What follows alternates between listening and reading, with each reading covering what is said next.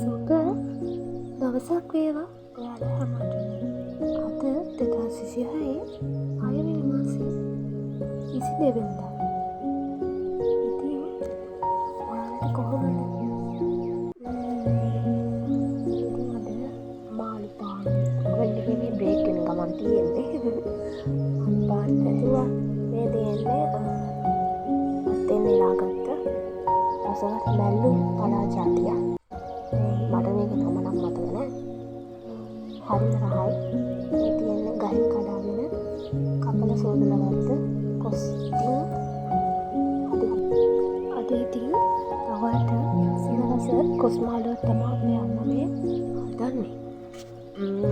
ඉතින් යාළුවනේ මට මේ පුංචි වීඩියෝ එකක් කරන්න හිතුනේ. ඉතින් පුංචි අදහසක් කියන්න. ලොකු ලොකු දේවල් නෙවෙයි. පොඩි පොඩි සරල මොහොතවල් වලින් ලැබෙන නිහත සතුට තමයි ඇත්තටම කලාව වන්නේ.